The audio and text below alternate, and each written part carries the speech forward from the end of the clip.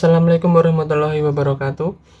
Pada kesempatan kali ini, saya akan menjelaskan tentang sebuah peristiwa sejarah yang sangat kelam, sangat menyedihkan, dan tentunya sangat berat untuk dilalui, bahkan oleh orang pada zaman modern seperti saat ini. Tetapi, sebelum masuk ke penjelasan, izinkan saya memperkenalkan diri terlebih dahulu. Nama saya Muhammad Argisya Putra Rizky dengan NIM 20.26119. Saya ditunjuk secara tidak langsung oleh Ibu Ulaya untuk menjelaskan tentang peristiwa sejarah ini kepada Anda. Baik, untuk mempersingkat durasi video, saya akan langsung menjelaskan kepada Anda tentang peristiwa sejarah ini, dimulai dari pengertiannya terlebih dahulu. Peristiwa sejarah yang akan saya jelaskan pada kesempatan kali ini adalah The Great Depression. Sebuah peristiwa sejarah berupa resesi ekonomi berskala global yang melanda seluruh negara di dunia, terutama negara-negara Amerika dan Eropa.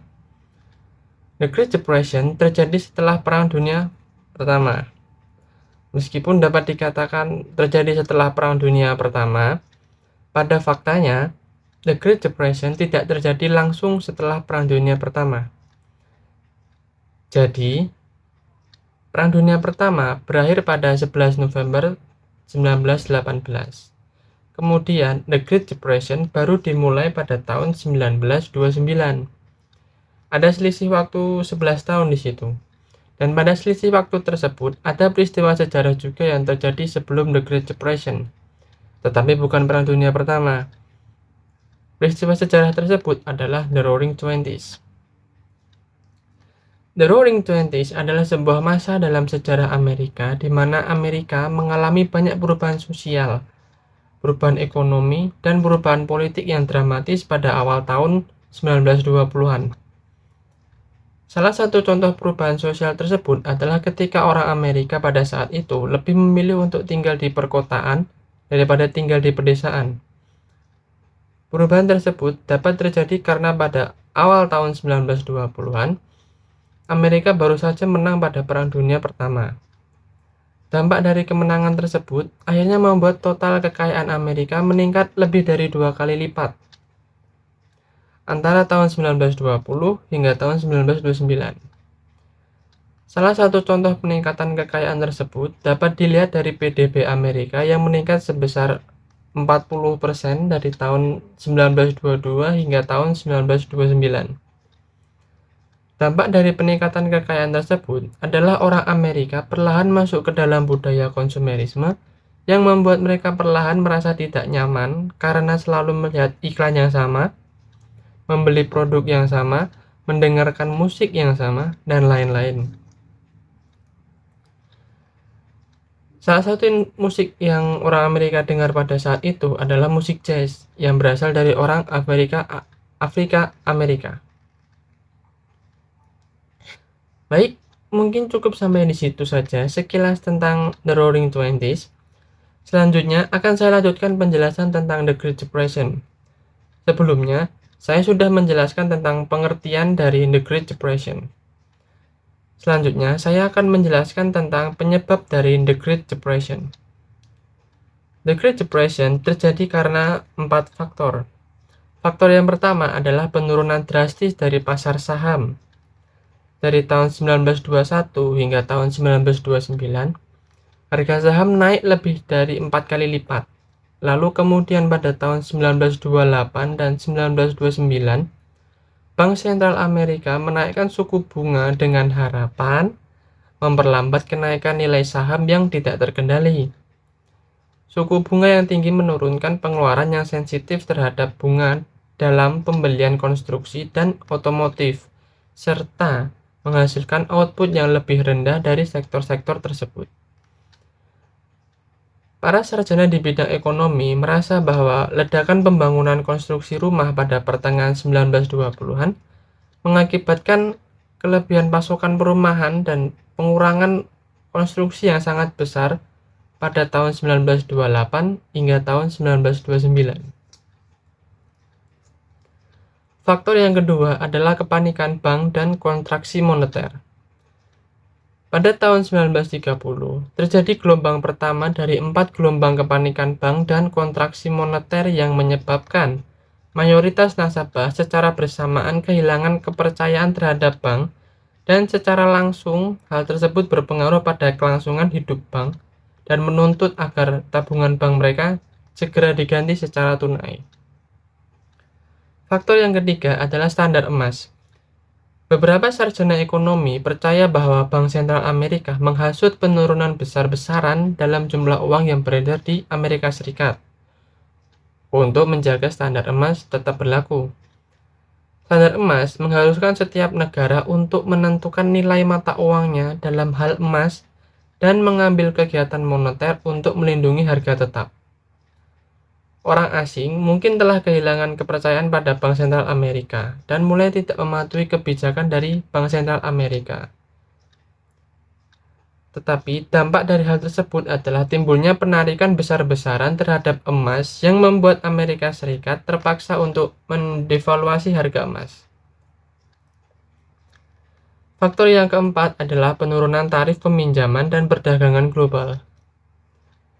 Pinjaman luar negeri ke Jerman dan Amerika Latin telah tumbuh secara substansial pada pertengahan 1920-an.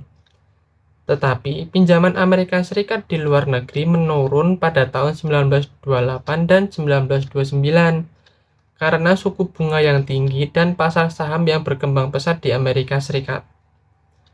Penurunan pinjaman internasional ini dapat mengakibatkan kontraksi kredit lebih lanjut dan penurunan produksi di negara-negara peminjam.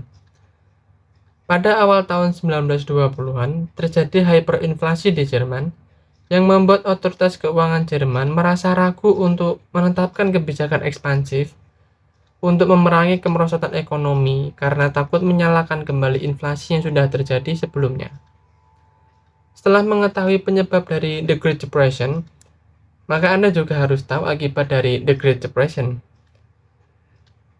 Terdapat 12 akibat dari 4 penyebab yang sudah saya jelaskan sebelumnya. Akibat yang pertama adalah perekonomian Amerika Serikat menyusut sepertiga dari awal The Great Depression, yaitu sebesar 29% dari tahun 1929 hingga tahun 1933. Akibat yang kedua adalah meningkatnya tingkat pengangguran di Amerika Serikat yang mencapai puncaknya sebesar 25% pada tahun 1933 atau sekitar 15 juta orang Amerika menganggur selama The Great Depression.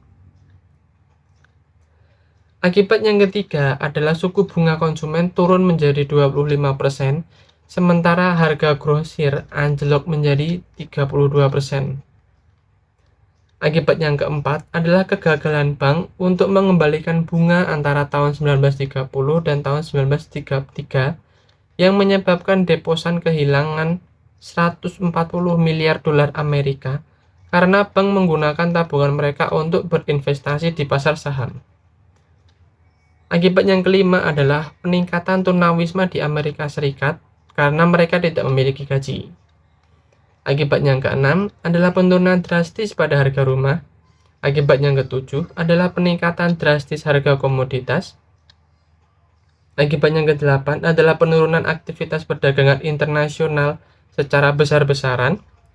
Akibat yang kesembilan adalah deflasi mata uang Amerika Serikat, dengan nilai mata uang Amerika Serikat turun 30% antara tahun 1930 dan 1932. Akibat yang ke-10 adalah hancurnya pasar saham di Amerika Serikat yang membutuhkan waktu 25 tahun untuk pulih. Akibat yang ke-11 adalah munculnya politik dengan mengguncang kepercayaan pada kapitalisme yang tidak terkekang. Akibat yang ke-12 atau akibat yang terakhir adalah Dust Bowl, sebuah kekeringan hebat yang menghancurkan pertanian di Midwest dan berlangsung selama 10 tahun hingga membuat harga produk pertanian turun ke tingkat yang sangat rendah. Mengetahui betapa besarnya dampak dari The Great Depression tersebut, pemerintah langsung bergerak cepat dengan membuat sebuah proyek nasional bernama The New Deal. Proyek tersebut dibuat oleh Presiden Franklin D. Roosevelt yang bertujuan untuk memulihkan kemakmuran bagi orang Amerika Serikat. Selain itu, Terdapat beberapa tujuan lainnya seperti menstabilkan ekonomi, menciptakan lapangan kerja, dan menawarkan bantuan kepada mereka yang membutuhkan. Baik, sekian penjelasan tentang The Great Depression dan The Roaring Twenties dari saya. Akhir kata, saya ucapkan terima kasih karena sudah menonton video penjelasan saya, dan saya memohon maaf jika penjelasan saya kurang komprehensif. Saya Muhammad Arki Saputra Rizky dengan NIM 20.026.119, pamit undur diri. Wassalamualaikum warahmatullahi wabarakatuh.